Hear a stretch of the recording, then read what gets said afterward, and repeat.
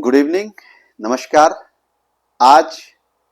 कुछ चर्चा का विषय बहुत ही रोचक है।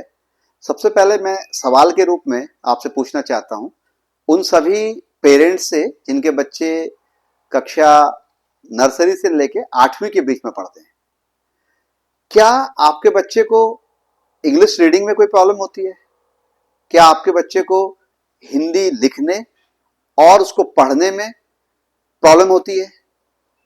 या उसको बेसिक कंसेप्ट्स ऑफ मैथ्स को समझने में दिक्कत होती है? अगर इन सभी का जवाब हाँ में है तो आज का ये वीडियो बहुत ही रोचक और जानकारी से भरा हुआ होने वाला है। अगले 10-15 मिनट में मैं इन सारी बातों को आपसे विस्तार से चर्चा करूंगा और एक एक चीज को पॉइंट टू पॉइंट आपको समझाने का प्रयास करूंगा।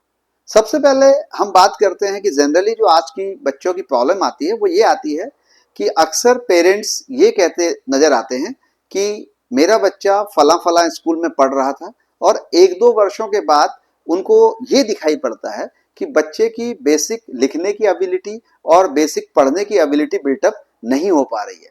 उस स्थिति में पेरेंट्स के पास एकमात्र ऑप्शन होता है कि पेरेंट्स अपने बच्चे को उस पर्टिकुलर स्कूल से निकाल के किसी दूसरे स्कूल में एडमिशन दिलाता है।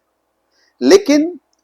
ये जरूरी नहीं है कि उस दूसरे स्कूल में भी वो बच्चा अपनी इन बेसिक जरूरतों को पूरा कर पाए और फिर उसके बाद पेरेंट्स के पास एक ऑप्शन होता है कि वो फिर उस स्कूल से निकाल के तीसरे स्कूल में बच्चे को दाखिला देता है। और इन सारी प्रोसेस के बीच में एक आर्गुमेंट्स टीचर्स के, स्कूल्स के बीच में और पेरेंट्स के बीच में होता है।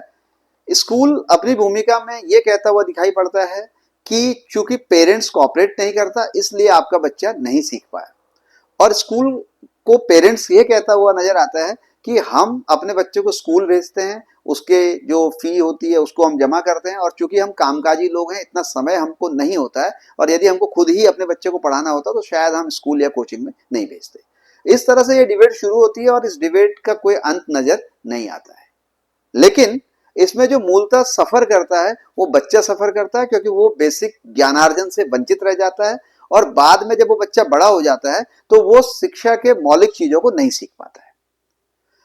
आज इस विषय में विस्तार से बात करूंगा। सबसे पहले समझते हैं हम, चूंकि आज का जो माध्यम है भाषा का वो अंग्रेजी है, तो शुरुआत में अंग्रेजी से ही करता हूं कि क्यों अंग्रेजी की रीडिंग एबिलिटीज विकसित नहीं होती और रीडिंग राइटिंग एबिलिटी न होने के कारण बोलना और समझना तो अलग लेवल की चीज है, क्योंकि उधर जाने के लिए हमें बहुत अलग फैक्टर्स की रिक्वायरमेंट होती है जिसपे हम विस्तार में किसी अन्य वीडियो में बात करेंगे। आज मैं बात करूंगा बेसिकली किसी भाषा के जो मौलिक लिखने और पढ़ने की जो एबिलिटी है वो क्यों बच्चों में विकसित नहीं होती है। सबसे पहली बात ये होती है कि स्कूल्स के अंदर एक लार्ज नंबर ऑफ बुक्स बहुत ज्यादा इस्तेमाल होती है, बहुत सी नंबर ऑफ बुक्स लगाई रहती हैं, जिस कारण से बच्चा अपने मौलिक काम से दूर हो जाता है। कहने का मतलब, अगर मैं भारत सरकार की बात करूं तो भारत सरकार ने एक व्यवस्था सुनिश्चित की है कि कक्षा नर्सरी से लेके इवन एलकेजी हो या क्लास सेकंड तक, भारत सरकार की एक व्यवस्था क्या है कि भारत सरकार ये कहती है कि आप केवल बच्चे के पठन पाठन में हिंदी,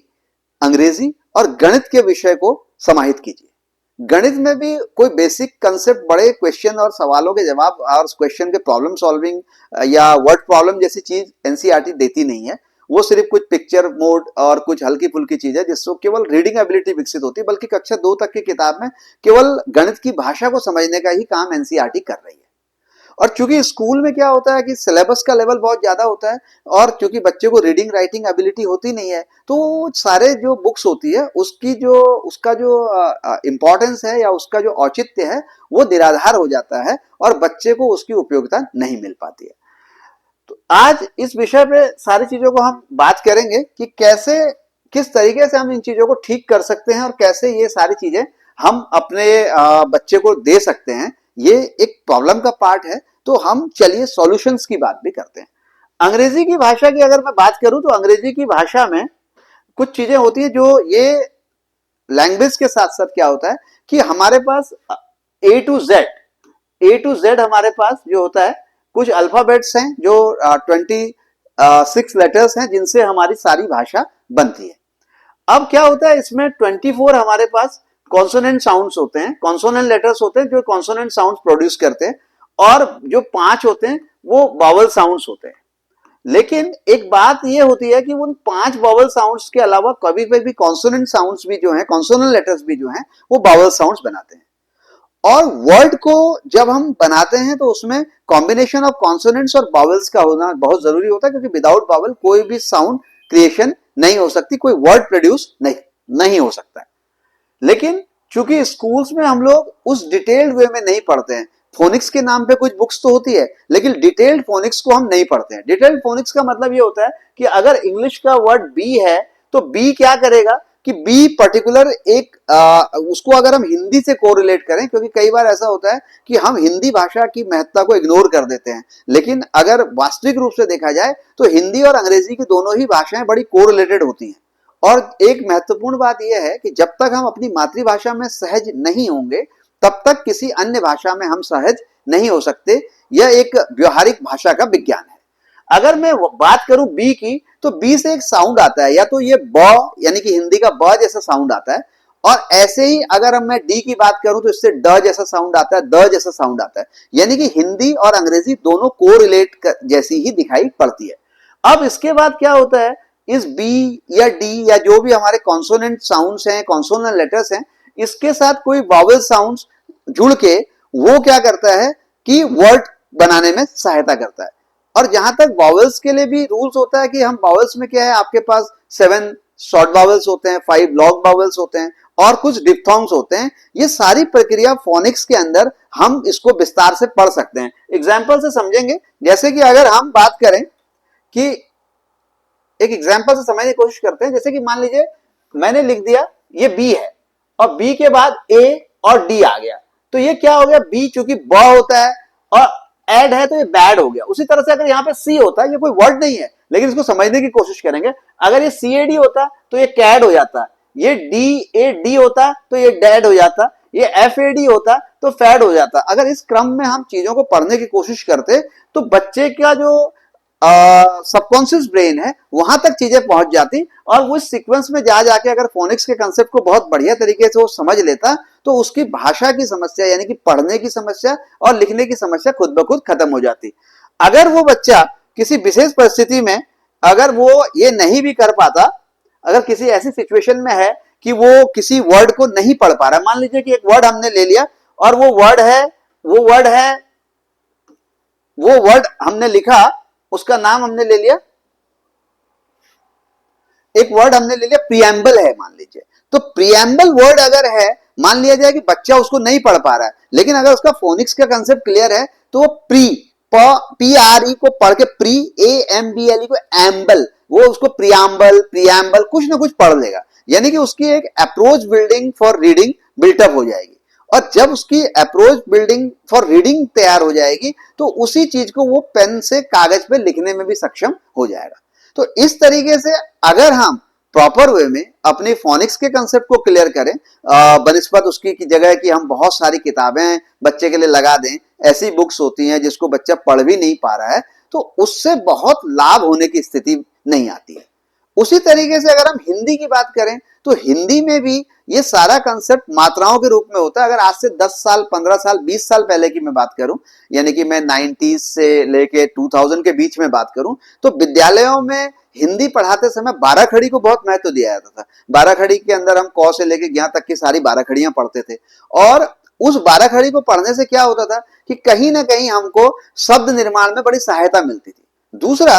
अगर हम हिंदी और इंग्लिश को कोरिलेट करें, फिर बार बार मैं ये बात कह रहा हूं कि कैसे हिंदी और इंग्लिश कोरिलेटेड हो जाती हैं। जैसे एग्जाम्पल के लिए स्कूल्स के अंदर हम लोग आज हाईटेक बनाने के लिए long vowel, short vowel, blended sounds, इस तरह की चीजें बच्चों को कराते हैं। शायद वो कई बार ऐसा होता है कि पेरेंट्स को उसकी जानकारी नहीं होती, उसको मैं सरल तरीके से समझाने की कोशिश करता हूँ।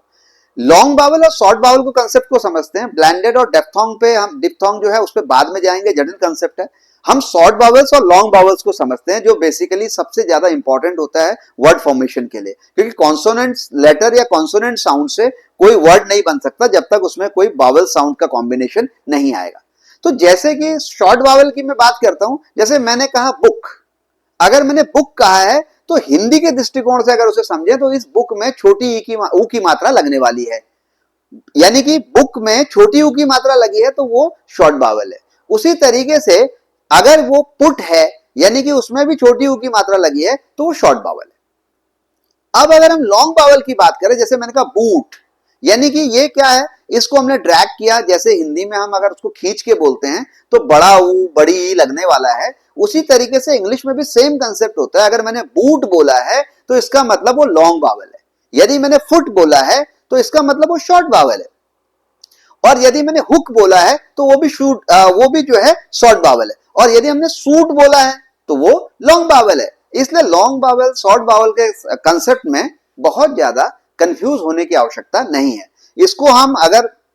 बहुत नेचुरल वे में हिंदी से मिला के भी सीखने की कोशिश करेंगे तो बड़ी सहजता से ये सारी चीजें हमें समझ में आ जाएगी। और अगर आपको लगता है कि ये चीजें आपके बच्चे को प्रॉपर नहीं मिल रही है तो हम इस चीज को आपको ऑफर कर रहे हैं, और हम एक गारंटीड प्रोग्राम एक दे रहे हैं जिसके तहत हम आपके बच्चे की रीडिंग एबिलिटी, राइटिंग एबिलिटी को बिल्टअप करने की गारंटेड प्रोग्राम हम चलाएंगे। अगर हम इस काम में असफल होते हैं तो हम आपसे कोई फीस चार्ज नहीं करेंगे। आज इतने बड़े कमिटमेंट के साथ मैं आपके बीच में आया हूं, अगर आप एक अवसर हमें देंगे तो आपका कुछ जाएगा नहीं, और संभावना है कि आपके बच्चे को बहुत कुछ मिल जाएगा। आज के इस वीडियो में बस इतना ही, मिलते हैं अगले वीडियो में। धन्यवाद। जय हिंद, जय भारत।